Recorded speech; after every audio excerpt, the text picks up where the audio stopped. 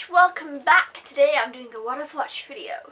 I never know how many films to put in these, but I figure this is enough because I like to talk about them a bit more in depth, so if I have loads it's just, yeah. So yeah, let's get right into it. You know what these are? If you haven't seen these before, I've got 13 others, so I think I might be wrong on that. But yeah, we'll just get into it. The first one is A Lonely Place to Die, which is a climbing thriller. Now, I have had this for a while, and when I got it I was like, yes, I'm so excited that I've got this, I really want to watch this, and I was like, yay, and then I forgot and didn't watch it for a while, as happens a lot, and then finally I got around to watching this, and I'm so glad that I did, and I kind of wish I would have watched it sooner, because I really enjoyed this. This is a great movie, and I've not heard a lot of people talking about this, and I really enjoyed it. Basically, there's these five climbers who are climbing. I think it's set in Scotland, but I don't know if it's actually filmed in Scotland, but I presume it would be. It's in Scotland, and they are doing these big climbs, like, of these really beautiful mountains, but the cinematography in this film is so good, and like the camera shots, oh, I can't even tell you, it's like so breathtaking, the beginning of this movie, that it's worth watching just for that. It is that good.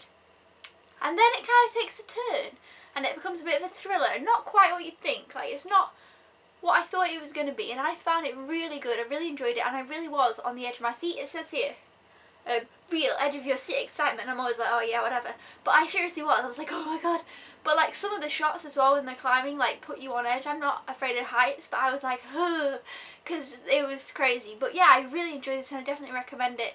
I just thought it was great. I'm not going to go too much into the story, apart from, you know, there's these climbers, and basically, does it say it on the back? Yes, they find this girl, this little girl. They find this girl where they are, and it's kind of all about that and them and this little girl that they find.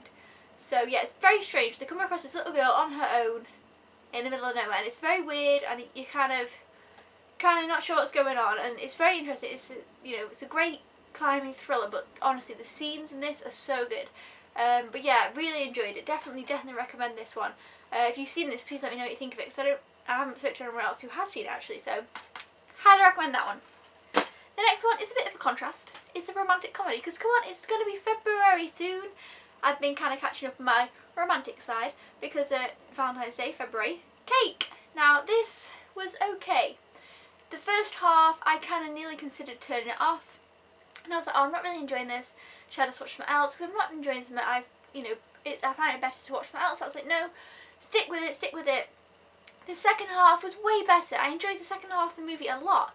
If the first half of the movie was as good as the second half, this would have been a good watch, but it wasn't. So it's hard to get through the first half of this movie, I found. So if you like romantic comedies, give it a chance. Don't quit halfway through, because you'll enjoy the end and all that. So I don't know, it's weird. Basically, there's this girl here, and she's very much not into the whole romantic thing. She's not into weddings and all that, and she's not very close with her father, but an accident happens with him, and he runs like magazine companies, and basically he asked her to be the editor of Wedding Bells, which is a magazine that her mum used to run, but her mum had passed away, and now he runs it. But she's like, oh my god, knows nothing about weddings and all this kind of stuff, and not the romantic type.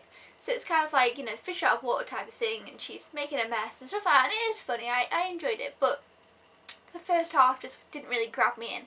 But like I say, if you stick with it and you like romantic comedies, you might enjoy this. So if that's your kind of thing, then the second half definitely is better. So if you're thinking, oh, this is rubbish, then it does get better.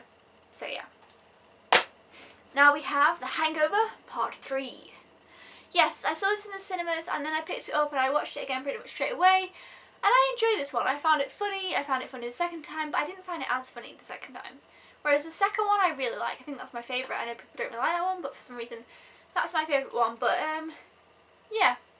Basically, the guy, oh my god, what's his name? Chow, has been in prison, but he has also stolen X amount of money off this guy, and they trace him back to these guys because Zach Galifianakis, whose real name in the movie I can't remember, what's his name? Who knows? Alan Alan, come on, I don't know that. Alan has been having contact with Chow, and he's the only person he's been having contact with. So they find this guy, and he's been talking about, you know, the whole wolf pack, and they find him and like, you know, you've got to get Chow, you've got to get him the money, and they get in this weird situation. And you know, quite a few funny things do happen, of course, as usual. It kind of takes a different turn. They're not hungover, but they are on this quest to find Chow and all this stuff. And you know, it's funny, and Melissa McCarthy makes an appearance in this as well, but you know, I enjoyed it. If you like the other two, watch this one, you'll enjoy it, but I just don't think it's quite as rewatchable. I don't know. Yeah. Next we have Kevin James and Here Comes the Boom. A lot of people don't like Kevin James, but I quite like him. I think he's funny. I enjoyed Mall Cop, even though a lot of people didn't, but this was okay. It was basically, he's like a teacher at a school who doesn't care about being a teacher. Like, he's just like, oh, whatever, lets the kids do whatever they want. But then the music department gets put in jeopardy, and they say, right, you know, we're cutting off the music department. And the guy who runs the music department kind of, you know, they're not friends, but they speak. And Kevin James stands up and says, wait, why are you cutting off the music department? This guy's going to lose his job. You know, I think we should do something about this. And, you know, he makes a stand, and, you know, and then he finds out that boxing gets paid a lot of money. If you lose, you still get quite a lot of money. So he decides to become a boxer in order to raise the money for this music thing. It sounds kind of weird, but it is really, really good actually. I was kind of like, oh, I'm not big into boxing and wrestling type things, but it's a real feel-good movie, surprisingly. I really was like, yes, rooting for him at the end, and the music teacher was funny, and I don't know, it was good. I liked it. I enjoyed this one. I recommend it. It's a good feel-good family comedy type thing. But if you don't like Kevin James and you think his movies are stupid, then you're probably not going to like this. But you know what, I enjoyed it, and I think the cover makes it look different than it is, but it is a feel-good movie, and I felt good after it, and I enjoyed it, and I'd probably watch it again. So yeah, I like this one.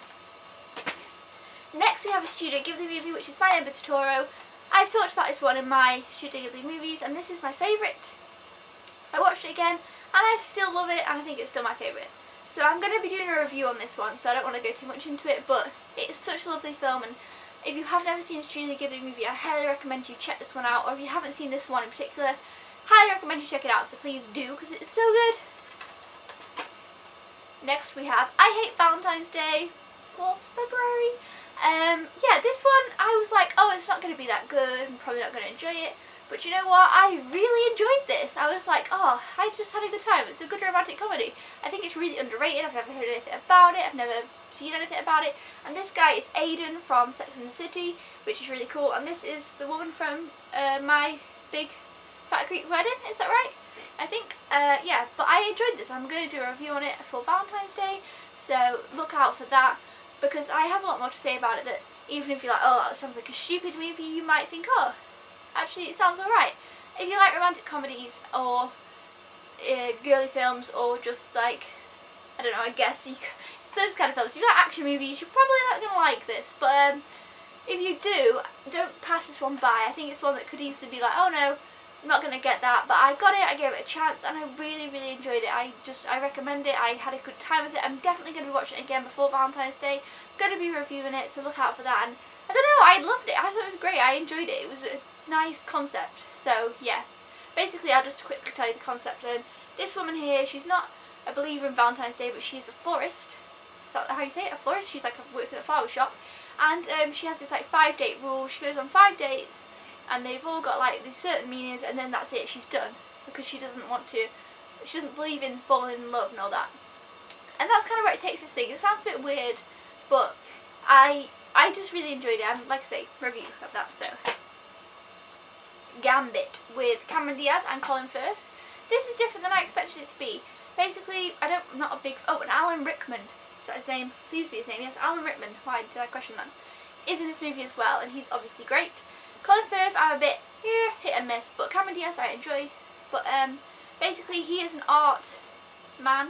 Alan Rickman is a man who is rich and collects very famous art pieces. Ha, I'm doing well here. And this guy, Colin Firth, he like examines them and checks that they are real and authentic and stuff. But he's not making enough money doing that, so on the side he works with this old man who replicates famous art pieces, and then he sells them. And he helps Alan Rickman, like he's trying to get Alan Rickman to buy one of these fakes. And he uses Cameron Diaz to do this.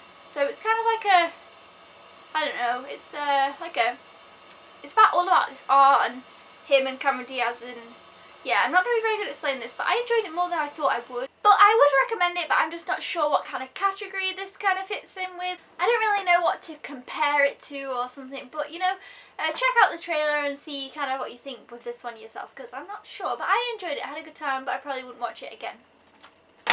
Next we have one that I definitely will be watching again, and that's Our Idiot Brother, with we've got Paul Rudd, Elizabeth Banks, Zooey Deschanel, Emily Mortimer, and some other peeps, Steve Coogan and Radisha Jones. Yes, so I like this cast. I really like Paul Rudd, I think he's funny. Really like Zooey Deschanel a lot. I like Elizabeth Banks, and yeah, those are my favourite people in this one. And basically we have Paul Rudd, who is a bit of an idiot, I suppose people are saying, because he sold drugs to a cop. Yeah, and he gets put in prison. 8 months later he comes out of prison and he goes back to his girlfriend's house, or his girlfriend's house, and she's like, oh no, I've moved on, you can't live here anymore. So he has to return to the family, and these are his 3 sisters, and he first goes to his mother's house and he just can't stand it there, so then he kind of goes between his sisters' houses, and they kind of don't really want him there and kind of dismissive of him, and but it's really great because not only do you get to know Paul Rudd's character Ned, is that his name? I'm terrible with names, why? Anyway, we're going to go with that, I think it's his name. You get to know his character, but you also really get to know the lives of the 3 sisters, and they've all got really different lives, and it's dead interesting getting to know them, and that was something that I really enjoyed about this movie, is you kind of got to you really got to know the 3 sisters well. It did a really good job of getting to know the characters in this. It was all kind of really character based, and I just really enjoyed it. Like, you know, the 3 sisters' lives are so different. We have, this one is a mother and a wife, and she's got this little boy. This one is a workaholic who's kind of having some romantic thing with a neighbour, and this one is Zooey Deschanel is, she's kind of like she lives with a bunch of people. She's in a relationship with this other girl who is out of, she's in a relationship with this girl who's out of a film, and the whole way I was like, what's she out of? Then I looked it up and I still can't remember now. Anyway, and she's kind of like the laid back one and the more chilled out sister. But yeah, they're all so different, but you get to know them all as he kind of gets involved with each one's life, and I really liked the turnout of this film. Like, the end of the story, it just made me feel good, and it was kind of had a nice message. I know that sounds weird, it's a comedy, it is funny. Really enjoyed it, but the moral to the story was kind of nice. I know that sounds weird, but it really was, and I really enjoyed it, so definitely watch it again. I don't know, it was a feel-good comedy for sure, and yeah, I just enjoyed it. I recommend it. So yeah, loved this one. And another comedy, we have Date Night with Steve Carell and Tina Fey. I never really watched too many movies with these guys. Steve Carell, he's hit and miss with me, but I mostly enjoy him recently. And Tina Fey, don't watch many of her movies, but I definitely want to watch more now, because I thought she was great in this, and everybody's kind of seen this movie. I feel it's like, you know, I'm just a bit late on it. I've had it for a while just to hang around to watching it. These 2, they've got a couple of kids, and they're always kind of stuck in the normal, and then decide to get out of that because their friends are getting a divorce, and they think, oh, we don't want to end up like that. So they go out to this new fancy restaurant in the city, but they haven't got a reservation. So they take somebody else's reservation pretty much, and the people whose reservation they take are like, they've got some weird deal with these other people in this USB thing, like this flash drive that has some stuff on.